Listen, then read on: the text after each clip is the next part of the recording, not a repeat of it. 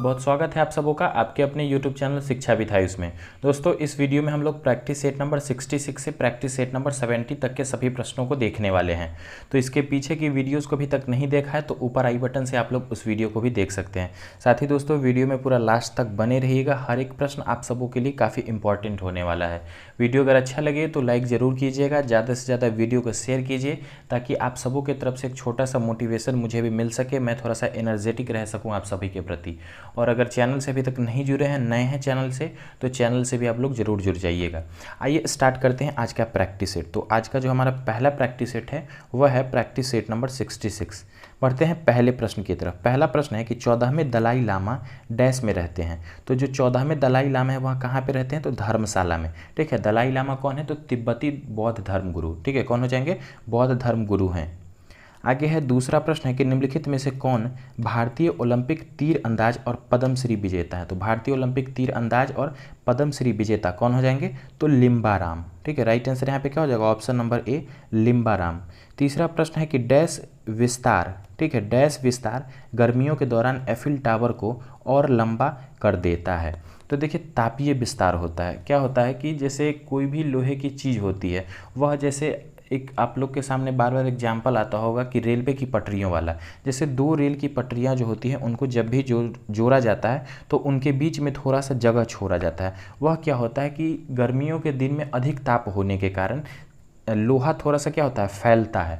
ठीक है, और ठंड में जो है सो थोड़ा सा उसमें संकुचन आ जाता है, तो जिस वजह से वहाँ पे थोड़ा सा आपका जगह छोड़ा जाता है। और एफिल टावर भी जो है सो कुछ इसी परिघटना के कारण, तापीय घटना के कारण थोड़ा सा जो है सो लंबा और छोटा होता है। वह डिपेंड करता है सीजन के अकॉर्डिंग। आगे है चौथा प्रश्न है कि राजा हर्षवर्धन ने अपने भाई डैश की मृत्यु के बाद थानेश्वर और कन्नौज के सिंहासन पर प्रभुत्व स्थापित किया था। तो किसकी मृत्यु के बाद? तो हर्षवर्धन के भाई राज्यवर्धन की मृत्यु के बाद क्या किया था? थानेश्वर और कन्नौज के सिंहासन पर अपना प्रभुत्व स्थापित किया।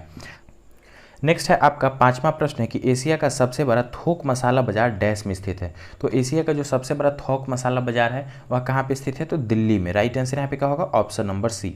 आगे है छठा प्रश्न है कि ग्रहों के वैज्ञानिक चंद्रमा के चारों ओर विद्यमान पतले गैसीय आवरण को क्या कहते हैं? तो चंद्रमा के चारों ओर विद्यमान जो पतला गैसीय आवरण होता है उसे चंद्रमा का ब्राह्मंडल बोला जाता है। ठीक है, क्या बोलते हैं? चंद्रमा का ब्राह्मंडल बोला जाता है। आगे है सातवां प्रश्न है कि बिरजा मंदिर, राजा रानी मंदिर और समलेश्वरी मंदिर सभी डैश में स्थित हैं। तो ये जो तीनों मंदिर है कौन कौन सा? बिरजा मंदिर होगा, राज रानी मंदिर होगा या समलेश्वरी मंदिर। तीनों जो है सो आपके उड़ीसा राज्य में स्थित हैं। ठीक है, किस राज्य में? उड़ीसा राज्य में। आगे है आठवां प्रश्न है कि निम्नलिखित में से कौन सा केंद्र शासित प्रदेश जम्मू और कश्मीर का लोक नृत्य नहीं है? ठीक है, तो जम्मू और कश्मीर जो केंद्र शासित प्रदेश है उसका लोक नृत्य कौन सा नहीं है वह बताना है। तो देखिए, धूमल हो या फिर हाफिजा या राउफ, तीनों जो है सो आपकी जम्मू कश्मीर की लोक नृत्य है, लेकिन डांगी जो है सो यह आपका जम्मू कश्मीर से संबंधित नहीं है। तो राइट आंसर यहाँ पे क्या होगा? Option number A. नौवां प्रश्न है कि मीथेन एक रंगहीन, गंधहीन, गैर विषैली किंतु ज्वलनशील गैस है। इसका सम्मान नाम क्या है? तो मीथेन का सम्मान नाम क्या होता है? तो मार्स गैस। ठीक है, क्या बोलते हैं? Marsh gas. इसका सूत्र क्या होता है? CH4 इसको बोला जाता है। 10वां प्रश्न है कि 1930 का झंडा सत्याग्रह या ध्वज सत्याग्रह किस शहर में आयोजित किया गया था? तो 1930 का जो आपका झंडा सत्याग्रह है या किस शहर में? तो नागपुर में आयोजित किया गया था। ऑप्शन नंबर डी यहाँ पे राइट आंसर होगा। आगे है 11वां प्रश्न है कि निषेचन के बिना फल के विकास को डैश कहा जाता है। तो निषेचन के बिना किसी भी फल के विकास को क्या बोलते हैं? पार्थेनोकॉर्पी बोलते हैं। ठीक है, क्या बोलते हैं? पार्थेनोकॉर्पी बोला जाता है। Option number D. आगे 12वां प्रश्न है कि सुप्रसिद्ध विक्टोरिया टर्मिनस स्टेशन, ठीक है, सुप्रसिद्ध विक्टोरिया टर्मिनस स्टेशन जिसे क्या बोला गया बाद में? जिसे छत्रपति शिवाजी महाराज टर्मिनल भी बोलते हैं, यह कहाँ पे स्थित है? तो मुंबई में। और किस काल अवधि में बनाया गया था? तो यह आपका 1878 से 1888 के बीच में इसका निर्माण किया गया था। Option number A. नेक्स्ट है 13वां प्रश्न है कि भारत के किस शहर को पूर्व का एथेंस के रूप में जाना जाता है? तो पूर्व का एथेंस के रूप में किस शहर को जानते हैं? तो वह शहर हो जाएगा आपका मदुरई। ठीक है, कौन सा शहर हो जाएगा? मदुरई यहाँ पे राइट आंसर हो जाएगा। नेक्स्ट है 14वां प्रश्न है कि किस टेनिस स्टार के सम्मान में स्विस सिक्का ढाला गया? ठीक है, तो स्विस सिक्का किस टेनिस खिलाड़ी के सम्मान में ढाला जा सकता है? तो रोजर फेडरर किस देश के आपके टेनिस खिलाड़ी हैं? तो स्विट्जरलैंड को। और स्विट्जरलैंड के लिए जो है सो आपका स्विस शब्द का इस्तेमाल किया जाता है। नेक्स्ट है 15वां प्रश्न है कि सौर मंडल में ग्रहों के क्रम में मंगल और शनि के बीच कौन सा ग्रह आता है। तो मंगल और शनि के बीच कौन सा ग्रह आता है, देख लेते हैं पूरा एक बार क्रम। तो सबसे पहले जो आपका ग्रह आता है उसको बोलते हैं बुध, बुध के बाद आपका शुक्र होता है, फिर पृथ्वी है, फिर पृथ्वी के बाद आपका मंगल हो जाएगा, मंगल के बाद बृहस्पति होगा, फिर शनि होगा, फिर अरुण होगा और वरुण होगा। तो पूछा किसके बारे में क्या है, मंगल और शनि के बीच में। तो ये आपका मंगल है, ये शनि है, और उसके बीच में क्या होता है आपका जुपिटर आता है, जिसे बृहस्पति बोलते हैं हिंदी में। तो राइट आंसर यहाँ पे क्या होगा, ऑप्शन नंबर सी। आगे है 16वां प्रश्न है कि स्वतंत्रता सेनानी सुचेता कृपलानी किस राज्य की पहली महिला मुख्यमंत्री थी। तो देखिए सुचेता कृपलानी जो थी वह आपकी उत्तर प्रदेश की पहली महिला मुख्यमंत्री बनने का उनको गौरव प्राप्त है। साथ में किसी भी राज्य की पहली महिला राज्यपाल जो कि सरोजिनी नायडू थी, उन्हें भी उत्तर प्रदेश राज्य का ही राज्यपाल बनाया गया था। 17वां प्रश्न है कि मध्य प्रदेश के पहले राज्यपाल कौन थे। तो मध्य प्रदेश के जो पहले राज्यपाल हो जाएंगे वह कौन थे, वह हो जाएंगे आपके डॉक्टर सीतारमैया। ठीक है, कौन हो जाएंगे, डॉक्टर सीतारमैया। आगे है 18वां प्रश्न है कि जॉर्ज साइमन ओम जिनके सम्मान में हमारे पास प्रसिद्ध ओम नियम है किस देश से थे। तो वह किस देश से थे आपके, तो वह थे जर्मनी के। ठीक है, किस देश के थे, तो जर्मनी के। ऑप्शन नंबर सी यहाँ पे राइट आंसर हो जाएगा। 19वां प्रश्न है कि क्रिकेट में 2 अंतर्राष्ट्रीय हैट्रिक्स लगाने वाले पहले भारतीय कौन है। तो क्रिकेट में 2 अंतर्राष्ट्रीय हैट्रिक लेने वाले पहले भारतीय हो जाएंगे आपके कुलदीप यादव, जिन्हें चाइना मैन गेंदबाज के रूप में भी जाना जाता है। 20वां प्रश्न है ज्वारा नृत्य। ठीक है, ज्वारा नृत्य जो धन का उत्सव मनाने की एक नृत्य शैली है, उसकी उत्पत्ति किस राज्य में हुई है। तो ज्वारा नृत्य की जो उत्पत्ति है किस राज्य में हुई है, तो यह आपका मध्य प्रदेश राज्य हो जाएगा। राइट आंसर यहाँ पे क्या होगा, ऑप्शन नंबर सी, मध्य प्रदेश। दोस्तों अगर इस सभी का PDF आप सभी को चाहिए होगा तो आप लोग टेलीग्राम से जाके जुड़ जाइएगा, वहाँ पे हर वीडियो का नोटिफिकेशन के साथ में सारा PDF आपको फ्री ऑफ कॉस्ट अवेलेबल हो जाता है। आगे है दूसरा प्रैक्टिस सेट जो है वो है हमारा प्रैक्टिस सेट नंबर 67। पहला प्रश्न है कि लाल रक्त कोशिकाओं के निर्माण के लिए शरीर का कौन सा अंग जिम्मेदार होता है। ठीक है, तो RBC का निर्माण जो होता है कहाँ पे होता है, तो अस्थि मज्जा में, जिसको बोन मैरो भी बोलते हैं। लाइफ कितना होता है RBC का, तो 100 से 120 दिन का लाइफ होता है रेड ब्लड सेल का। नेक्स्ट है दूसरा प्रश्न है कि भारत में कौन सा शहर सबसे पारंपरिक कढ़ाई शैलियों में से एक चिकनकारी के लिए विश्व प्रसिद्ध है। तो चिकनकारी की जो कढ़ाई शैलियाँ हैं किस शहर में प्रसिद्ध थी, तो यह जो है सो आपका उत्तर प्रदेश के लखनऊ में जो है सो आपका काफ़ी प्रसिद्ध है। आगे है तीसरा प्रश्न है कि किस स्तंभ शिलालेख में समुद्रगुप्त की उपलब्धियां अभिलिखित की गई है जो अपनी विजय के लिए नेपोलियन ऑफ इंडिया के नाम से जाने जाते थे। तो देखिए नेपोलियन ऑफ इंडिया किन्हें बोला जाता था, तो समुद्रगुप्त को, मतलब भारत का नेपोलियन समुद्रगुप्त को बोला जाता है।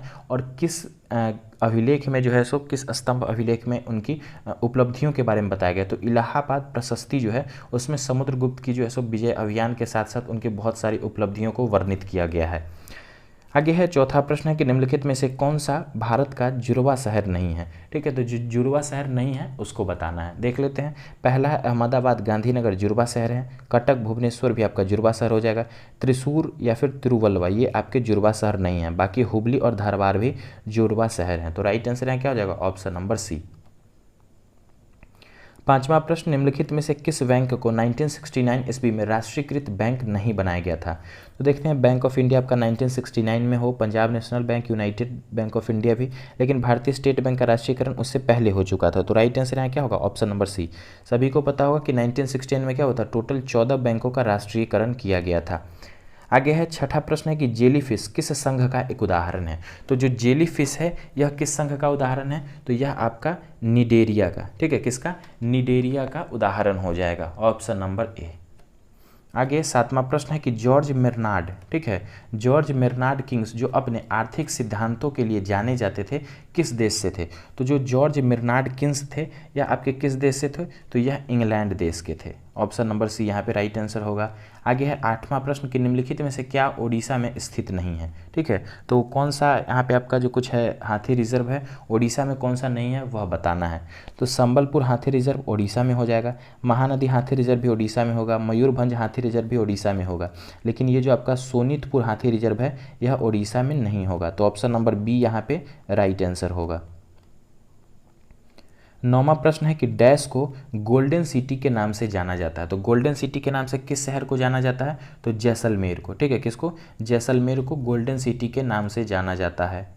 नेक्स्ट है आपका 10वां प्रश्न है कि एक अर्थव्यवस्था में उत्पादित वस्तुओं और सेवाओं के कुल मूल्य की गणना 3 विधियों द्वारा की जा सकती है। कौन कौन सी विधि? तो आय विधि, व्यय विधि और तीसरा क्या हो जाएगा? उत्पाद विधि के द्वारा। तो ऑप्शन नंबर डी यहाँ पे राइट आंसर होगा। आगे है 11वां प्रश्न है कि भारत के संविधान में अनुच्छेद डैश की प्रविष्टि द्वारा पिछड़े वर्गों के लिए राष्ट्रीय आयोग का गठन किया गया था। तो जो राष्ट्रीय आयोग है उसका गठन किस अनुच्छेद के द्वारा किया गया था? तो अनुच्छेद 338 का बी। ठीक है, किस अनुच्छेद के द्वारा? तो अनुच्छेद 338 बी के द्वारा। 12वां प्रश्न है कि माउंट एवरेस्ट पर चढ़ने वाली पहली छिन्नांगित महिला का नाम बताइए। तो अरुणिमा सिन्हा यहाँ पे राइट आंसर हो जाए। ठीक है, कौन हो जाएंगी? तो अरुणिमा सिन्हा यहाँ पे राइट आंसर होगा। आगे है 13वां प्रश्न है निम्नलिखित में से किसे हाइड्रोजनीकरण अभिक्रिया में उत्प्रेरक के रूप में प्रयोग किया जाता है? तो हाइड्रोजनीकरण अभिक्रिया में उत्प्रेरक के रूप में किसका इस्तेमाल किया जाता है? तो वहाँ पे आपका इस्तेमाल किया जाता है प्लेडियम का। ठीक है, किसका? पैलेडियम का इस्तेमाल किया जाता है। बी नंबर ऑप्शन यहाँ पे राइट होगा। आगे है 14वां प्रश्न है कि निम्नलिखित में से क्या लौह का अयस्क नहीं है? ठीक है, तो लोहे का अयस्क नहीं है, तो सीधे राइट आपका लोहे का अयस्क हो जाएगा। मैग्नेटाइट भी लोहे का अयस्क है। हेमाटाइट की बात करेंगे ये भी आपका लोहे का अयस्क है, लेकिन क्यूपराइट जो है आपका लोहे का अयस्क नहीं है। तो बी नंबर यहाँ पे सही है। 15वां है कि चीन में विश्व का सबसे लंबा मानव निर्मित जलमार्ग कौन सा है? तो विश्व का जो सबसे लंबा मानव निर्मित जलमार्ग है चाइना में, उसे क्या बोलते हैं? तो हैंडहुंग ग्रैंड नहर बोला जाता है। ठीक है, क्या बोलते हैं? हैंडहुंग ग्रैंड नहर बोला जाता है। Option number B. आगे है 16वां प्रश्न है कि पद्म पुरस्कार प्रतिवर्ष डैश के आसपास घोषित किए जाते हैं। तो जो पद्म पुरस्कार होता है प्रतिवर्ष आपका गणतंत्र दिवस के आसपास, मतलब 26 जनवरी के आसपास में जो है सो आपका घोषित किया जाता है। तो राइट आंसर यहाँ पे क्या हो जाएगा? Option number A. 17वां प्रश्न है कि गदर पार्टी का गठन डैश वर्ष में किया गया था। तो जो गदर पार्टी है उसका जो है सो स्थापना किस वर्ष में किया गया था? तो गदर पार्टी का स्थापना किया गया था वर्ष 1913 में। ठीक है, किस वर्ष में? तो वर्ष 1913 में गदर पार्टी का स्थापना किया गया था। आगे है 18वां प्रश्न है कि हैदराबाद कोष को डैश द्वारा यूके में पाकिस्तान के उच्चायुक्त हबीब इब्राहिम रहमतुल्लाह के खाते में रखा गया था। तो किसके द्वारा? तो नेशनल वेस्टमिंस्टर बैंक के द्वारा। Option number B. 19वां प्रश्न है कि घातक रक्ताल्पता, ठीक है, घातक रक्ताल्पता जिसको एनीमिया बोलते हैं, विटामिन डैश की कमी के कारण होता है। देखिए, तो एनीमिया जो होती है खून की कमी वाला रोग विटामिन B12 की कमी के कारण होता है। ठीक है, किस विटामिन की कमी? तो विटामिन B12 की कमी के कारण होता है। 20वां प्रश्न है कि भारत के संविधान का भाग 8 डैश से संबंधित। तो भारत के संविधान का जो भाग 8 होता है किससे संबंधित है? तो यह आपका संबंधित होता है केंद्र शासित प्रदेशों से। ठीक है, किससे संबंधित है? तो केंद्र शासित प्रदेशों से संबंधित है। Option number D. आगे है जो आज का तीसरा प्रैक्टिस सेट है वह है हमारा practice set number 68। Practice set number 68 पहला प्रश्न की तरफ बढ़ेंगे। पहला प्रश्न है कि महाबलीपुरम में 5 रथों में से 4 रथ धर्मराज युधिष्ठिर रथ है, दूसरा भीम रथ है, अर्जुन रथ है, नकुल सहदेव रथ है, 5वें रथ का क्या नाम है?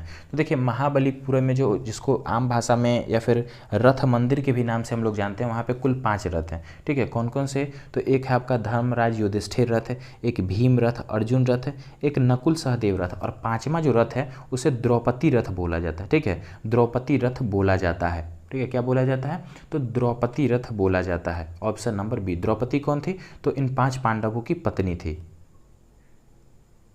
आगे है दूसरा प्रश्न है कि डैश 2 या 2 से अधिक घटकों का सजातीय मिश्रण होता है। ठीक है, क्या होता है? तो विलयन जो होता है क्या होता है? 2 या 2 से अधिक घटकों का सजातीय मिश्रण होता है।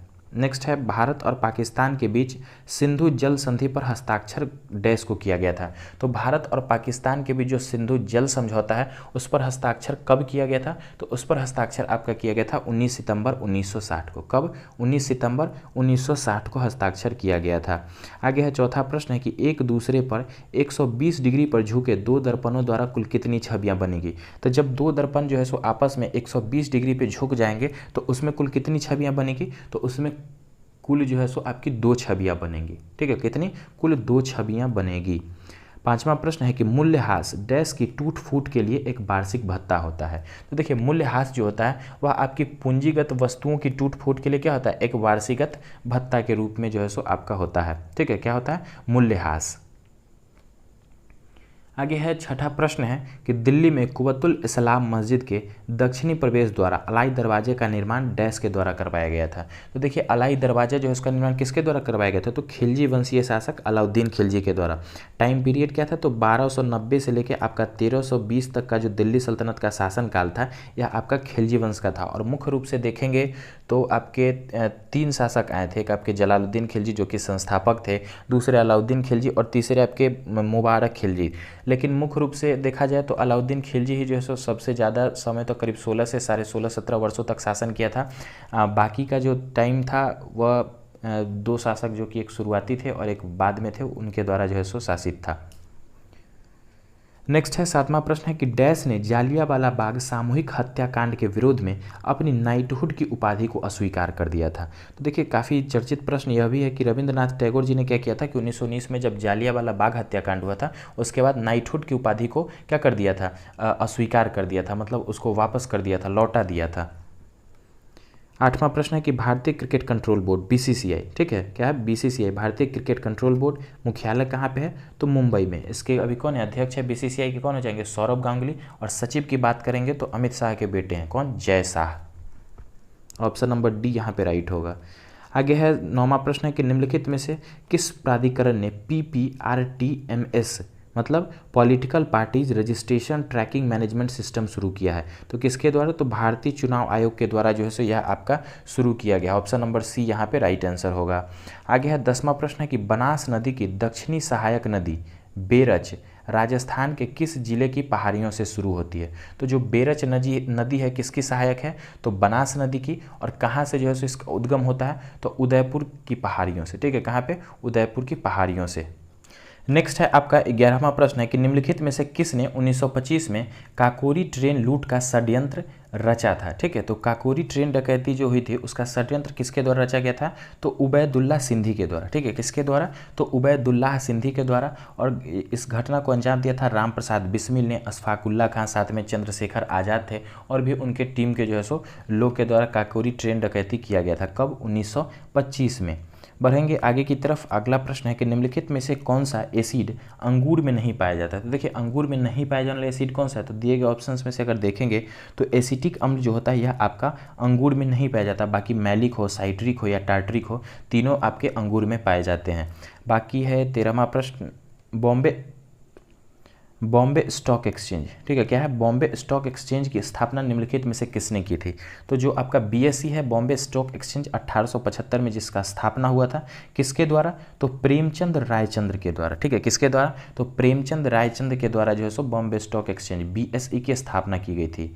आगे है 14वां प्रश्न है कि किनकी याद में गुजरात का माधवपुर मेला मनाया जाता है, तो देखिए गुजरात का जो माधवपुर मेला होता है यह भगवान श्री कृष्ण और रुक्मणी की याद में मनाया जाता है, ठीक है, भगवान श्री कृष्ण और उनकी पत्नी रुक्मणी जी की याद में जो है सो गुजरात में एक मेला आयोजित होता है जिसका क्या नाम है, तो माधवपुर मेला। ध्यान रखना है कौन सा मेला, तो माधवपुर मेला। बढ़ेंगे आगे की तरफ। 15वां प्रश्न है कि निम्नलिखित में से कौन सी अकादमी ग्वालियर में तानसेन समारोह आयोजित करती है, तो ग्वालियर में जो तानसेन समारोह आयोजित होता है यह किस अकादमी के द्वारा आयोजित किया जाता है, तो वह अकादमी हो जाएगा उस्ताद अलाउद्दीन खान कला एवं संगीत अकादमी, ठीक है, कौन सा अकादमी है, तो उस्ताद अलाउद्दीन खान कला एवं संगीत अकादमी। बढ़ेंगे आगे की तरफ। 16वां प्रश्न है कि निम्नलिखित में से किसका उपयोग नासी मछली पर नियंत्रण पाने के लिए किया जाता है, मतलब पेस्ट फिश पे, तो पेस्ट फिश पे नियंत्रण पाने के लिए किसका, मत्स्य नासी का इस्तेमाल किया जाता है। 17वां प्रश्न है कि निम्नलिखित में से किस शहर में झांसी की रानी का समाधि स्थल स्थित है, तो झांसी की रानी लक्ष्मीबाई का जो समाधि स्थल है किस शहर में स्थित है, तो यह आपका ग्वालियर राइट आंसर हो जाएगा, ऑप्शन नंबर ए, ठीक है, कहाँ पे, ग्वालियर में स्थित है। आगे 18वां प्रश्न है कि निम्नलिखित में से किस वर्ष कांग्रेस सोशलिस्ट पार्टी की स्थापना की गई थी, तो जो कांग्रेस सोशलिस्ट पार्टी है उसकी स्थापना किस वर्ष में किया गया था, तो 1934 में, ठीक है, राइट आंसर क्या हो जाएगा, 1934। 19वां प्रश्न है कि तापमापी जिसे क्या बोलते हैं, आम भाषा में थर्मामीटर बोलते हैं, तो थर्मामीटर में निम्नलिखित में से किसका उपयोग पारा के विकल्प के रूप में किया जाता है, तो पारा के विकल्प के रूप में जो है थर्मामीटर में आपका गैलियम का इस्तेमाल किया जा सकता है, ठीक है, किसका, गैलियम का इस्तेमाल किया जा सकता है, ऑप्शन नंबर सी। आगे है 20वां प्रश्न है कि निम्नलिखित में से भारत के किस वायसराय ने 1943 के बंगाल के अकाल पर ध्यान दिया और सेना को भूख से पीड़ित ग्रामीण बंगालियों को राहत सामग्री वितरित करने का आदेश दिया था? तो किसके द्वारा? तो यह जो है सो आपका लॉर्ड लिनलिथिगो के द्वारा। ठीक है, किसके द्वारा? लॉर्ड लिनलिथिगो के द्वारा, ऑप्शन नंबर सी। नेक्स्ट है पहला प्रश्न है कि भारतीय संविधान के किस अनुच्छेद में जनसंख्या के किसी समूह में बोले जाने वाली भाषा को लेकर विशेष प्रावधान किया गया है? तो अनुच्छेद कौन सा हो जाएगा? अनुच्छेद 347, ऑप्शन नंबर ए यहाँ पे सही होगा। आगे है दूसरा प्रश्न है कि कॉटन जिन, ठीक है, कॉटन जिन का आविष्कार निम्नलिखित में से किस वैज्ञानिक ने किया था? तो एली व्हाइटनी के द्वारा। ठीक है, एली व्हाइटनी के द्वारा कॉटन जिन का जो है सो आपका आविष्कार किया गया था, ऑप्शन नंबर ए। नेक्स्ट है निम्नलिखित में से किसे एप्सम नमक के रूप में जाना जाता है? तो एप्सम नमक के रूप में किसे जाना जाता है? तो मैग्नीशियम सल्फेट को। ठीक है, किसे? मैग्नीशियम सल्फेट को आपका एप्सम नमक के रूप में जाना जाता है, ऑप्शन नंबर बी। नेक्स्ट है चौथा प्रश्न है कि सरकारी नियमों के अनुसार अग्रिम कर का भुगतान करने के लिए उत्तरदायी व्यक्ति द्वारा 15 जून तक अग्रिम कर का कितना प्रतिशत भुगतान करने की आवश्यकता होती है? तो आपका 15% तक जो है सो भुगतान करने की आवश्यकता होती है, ऑप्शन नंबर सी। नेक्स्ट है पांचवा प्रश्न है कि भारतीय रेलवे ने अपने हेल्पलाइन नंबरों को एक ही नंबर में एकीकृत किया है, वह नंबर क्या है? तो वह नंबर कौन सा हो जाएगा? आपका 139। ठीक है, क्या हो जाएगा? 139। नेक्स्ट है छठा प्रश्न है कि भौतिकी में वह कौन सा नियम है जो यह कहता है कि समान ताप और दाब की स्थिति में सभी गैसों के समान आयतन में अणुओं की संख्या समान होती है? ठीक है, तो वह कौन सा आपका नियम हो जाएगा? तो एवोगाड्रो संख्या। ठीक है, कौन सा? एवोगाड्रो का नियम। आगे है सातवां प्रश्न है कि महाराजा सवाई जयसिंह द्वितीय द्वारा नाहरगढ़ किले का निर्माण किस वर्ष में कराया गया था? तो जो नाहरगढ़ किला था उसका निर्माण किसके द्वारा करवाया गया था? तो महाराजा सवाई जयसिंह द्वितीय के द्वारा। वर्ष की बात करेंगे तो 1734। ठीक है, किस वर्ष में? तो 1734 में, ऑप्शन नंबर बी। आगे है आठवां प्रश्न है कि 1942 में महात्मा गांधी द्वारा भारत छोड़ो आंदोलन निम्नलिखित में से किस स्थान पर आरंभ किया था? तो 1942 का जो आपका क्वाइट इंडिया मूवमेंट था यह आपका अगस्त क्रांति मैदान से स्टार्ट किया गया था। कहाँ से? तो अगस्त क्रांति मैदान से। नेक्स्ट है नौवां प्रश्न है कि निम्नलिखित में से कौन सी नदी दक्षिण भारत के प्रसिद्ध तीर्थ स्थान तिरूटनी से होकर बहती है? तो दक्षिण भारत का जो प्रसिद्ध तीर्थ स्थान है तिरूटनी, वहाँ से होकर बहती है। कौन सी नदी? तो उसका नाम है नंदी। ठीक है, क्या नाम है? नंदी। 10वां प्रश्न है कि पोंगल त्यौहार तमिलनाडु में 4 दिनों तक मनाया जाता है। तो पोंगल का जो चौथा दिन होता है क्या कहलाता है? उसे कन्या पोंगल बोलते हैं। ठीक है, कन्या क्या बोलते हैं? कन्या पोंगल बोला जाता है, ऑप्शन नंबर ए। नेक्स्ट है 11वां प्रश्न है कि महाबलीपुरम में पंचरथों का निर्माण किस राजवंश ने कराया था? ठीक है, तो महाबलीपुरम में जो पंचरथों था उसका निर्माण किस राजवंश के द्वारा कराया गया था? उसका निर्माण आपका पल्लव राजवंश के द्वारा। ठीक है, किसके द्वारा? पल्लव राजवंश के द्वारा, ऑप्शन नंबर बी। नेक्स्ट है 12वां प्रश्न है कि निम्नलिखित में से कौन सा राष्ट्रीय उद्यान पूर्वी हिमालयी उपक्षेत्र का सबसे बड़ा संरक्षित है? ठीक है, तो पूर्वी हिमालयी उपक्षेत्र का सबसे बड़ा संरक्षित कौन सा हो जाएगा? तो वह जाएगा आपका नामदफा राष्ट्रीय उद्यान। ठीक है, कौन सा?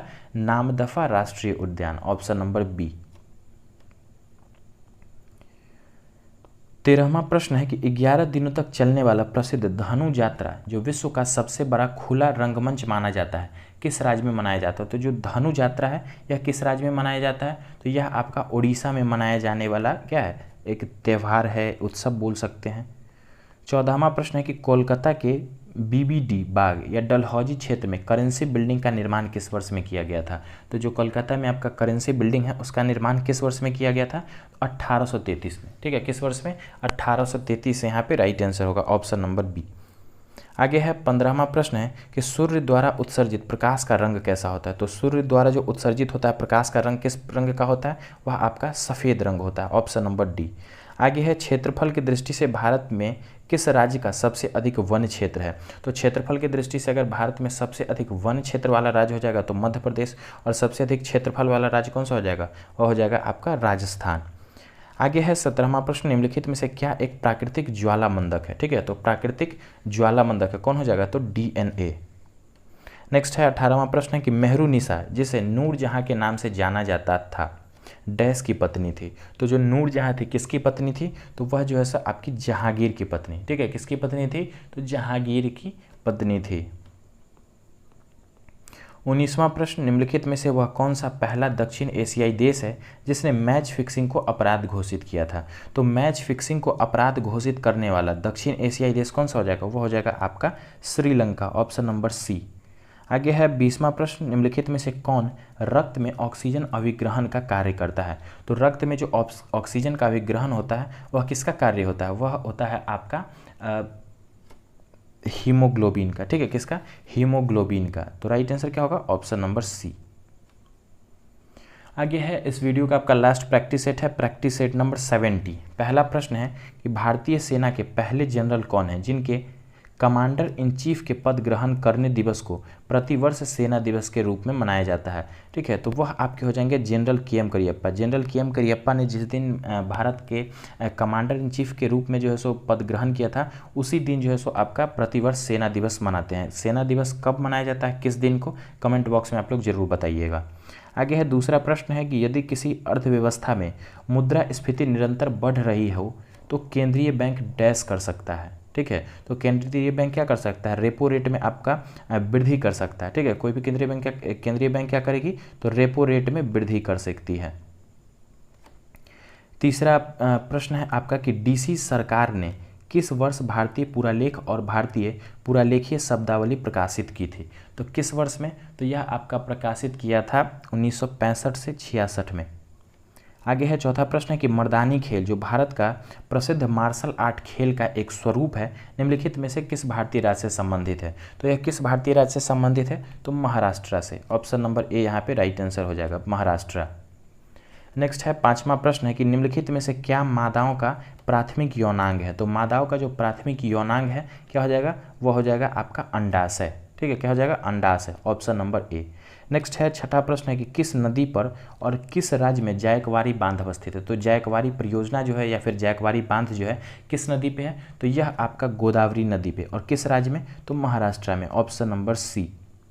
नेक्स्ट है सातवां प्रश्न है कि मर्चेंट डिस्काउंट दर का अर्थ क्या है? तो मर्चेंट डिस्काउंट दर जो है इसका अर्थ क्या होता है? इसका अर्थ है डेबिट और क्रेडिट कार्ड द्वारा लेन देन पर भुगतान प्रसंस्करण सेवाओं के लिए व्यापारी से ली गई शुल्क दर। ठीक है, क्या होगा? व्यापारी से ली गई शुल्क दर, ऑप्शन नंबर डी। आठवां प्रश्न कि भारतीय संविधान के अनुच्छेद डैश के अंतर्गत सर्वोच्च न्यायालय ने इंटरनेट की पहुंच को मौलिक अधिकार घोषित किया। तो देखिए संविधान का जो अनुच्छेद 19 है उसके तहत क्या है कि किसी भी व्यक्ति के पास जो है सो इंटरनेट पहुंच का क्या होता है? एक मौलिक अधिकार होता है। मतलब किसी भी व्यक्ति के पास अगर इंटरनेट जो है सो नहीं पहुँच रहा है तो क्या है? वो उसके मौलिक अधिकार का हनन हो रहा है। नौवां प्रश्न है कि एसडीजी इंडिया सूचकांक द्वारा डैश द्वारा विकसित किया जाता है। तो एसडीजी इंडिया सूचकांक जो है यह किसके द्वारा विकसित किया जाता है? तो नीति आयोग के द्वारा। ठीक है, किसके द्वारा? नीति आयोग के द्वारा, ऑप्शन नंबर सी। आगे 10वां प्रश्न है कि निम्नलिखित में से कौन सा रोग एक व्यक्ति से दूसरे व्यक्ति में संक्रमित नहीं होता है? तो हेपेटाइटिस बी की बात करेंगे तो यह आपका एक संक्रामक रोग है। एड्स की बात करेंगे यह भी आपका जो है एक से दूसरे व्यक्ति में फैलता है। सिफिलिस भी आपका फैलता है। लेकिन जो सिरोसिस रोग होता है यह आपका क्या होता है? संक्रामक रोग नहीं होता है। नेक्स्ट है 11वां प्रश्न है कि ज्वालामुखी विस्फोट में निम्नलिखित में से कौन सी गैस लगातार सर्वाधिक मात्रा में दिखाई देती है? तो वह कौन सा गैस हो जाएगा? जल वाष्प। ठीक है, ज्वालामुखी विस्फोट में कौन सा गैस लगातार सर्वाधिक मात्रा में दिखाई देता है? तो जल वाष्प, ऑप्शन नंबर सी। आगे 12वां प्रश्न है कि उस एकमात्र धातु का नाम बताएं जो जीवाणुरोधी होता है। ठीक है, जो क्या होता है? जीवाणुरोधी होता है। वह गैस हो जाएगा आपका, वह कौन सा हो जाएगा? ताम्र हो जाएगा धातु। ठीक है, कौन सा धातु हो जाएगा? ताम्र, मतलब तांबा। 13वां प्रश्न है कि सोनपुर मेला डैश में आयोजित होता है। तो जो सोनपुर मेला होता है कहाँ पे आयोजित होता है? बिहार राज्य के किस जिले में? तो सारण जिले में, जिसे छपरा जिला भी बोला जाता है। तो ऑप्शन नंबर सी। 14वां प्रश्न है कि किस नेता ने हमें CR सूत्र दिया था? तो CR सूत्र किसके द्वारा दिया गया था? तो C राजगोपालाचारी के द्वारा। ठीक है, किसके द्वारा? C राजगोपालाचारी के द्वारा। आगे सौरमंडल के ग्रहों के अनुक्रम में बुध और पृथ्वी के बीच कौन सा ग्रह आता है? फिर से वही प्रश्न आ गया। तो देखते हैं बुध और पृथ्वी के बीच में, तो सबसे पहले बुध, फिर आपका शुक्र और फिर पृथ्वी। तो बुध और पृथ्वी के बीच में कौन सा ग्रह आता है? तो वह आपका हो जाएगा कौन सा? शुक्र हो जाएगा, ऑप्शन नंबर डी। ठीक है, ऑप्शन नंबर डी यहाँ पे राइट आंसर होगा। आगे है 16वां प्रश्न है कि विक्रम संबंत कब आरंभ हुआ था? तो जो विक्रम संबंत है किस वर्ष आरंभ किया गया था? तो यह आपका आरंभ हुआ था ईसा पूर्व 57 में। ठीक है, 57 ईसा पूर्व में। ऑप्शन नंबर सी। 17वां प्रश्न है कि पहले इलेक्ट्रॉन कोष जो नाभिक के निकटतम होता है में कभी भी n इलेक्ट्रॉन से अधिक नहीं होते हैं, जहां n डैश के बराबर होता है। n किसके बराबर होता है यहाँ पे? तो n जो होता है 2 के बराबर होता है, ऑप्शन नंबर बी। आगे है 18वां प्रश्न है कि अर्चना कामत किस खेल से जुड़ी हैं? तो अर्चना कामत जो होती हैं किस खेल से जुड़ी होती हैं? तो यह जो है सो आपकी टेबल टेनिस खेल से जुड़ी हैं। ठीक है, किस खेल से? टेबल टेनिस खेल से जुड़ी हैं। क्या नाम है? अर्चना कामत। आगे है 19वां प्रश्न है कि शस्त्र रामानुजम, ठीक है, शस्त्र रामानुजम पुरस्कार किस क्षेत्र में योगदान के लिए प्रदान किया जाता है? तो जो रामानुजम पुरस्कार है यह किस क्षेत्र में? तो गणित के क्षेत्र में दिया जाने वाला एक पुरस्कार है, ऑप्शन नंबर ए यहाँ पे राइट आंसर होगा। आगे है 20वां प्रश्न है कि निम्नलिखित में से कौन सी आहार नालिका है? तो आहार नालिका कौन सी हो जाएगी? तो जो ग्रास नली होती है वह क्या होती है? आहार नालिका होती है, तो ऑप्शन नंबर बी यहाँ पे राइट होगा। तो दोस्तों इस तरह से आज का यह वीडियो आपका कंप्लीट होता है। इसमें आपका प्रैक्टिस सेट नंबर 66 से प्रैक्टिस सेट नंबर 70 तक के सभी प्रश्नों को मैंने कवर किया है। तो ज़्यादा से ज़्यादा वीडियो को शेयर कीजिए, अच्छा लगे तो लाइक ज़रूर कीजिएगा। चैनल से पे नए हैं, अभी तक चैनल से नहीं जुड़ा है तो ज़रूर चैनल से जुड़ जाइएगा। वीडियो में लास्ट तक बने रहने के लिए फ्रेंड्स बहुत बहुत धन्यवाद। सभी का तहे दिल से शुक्रिया।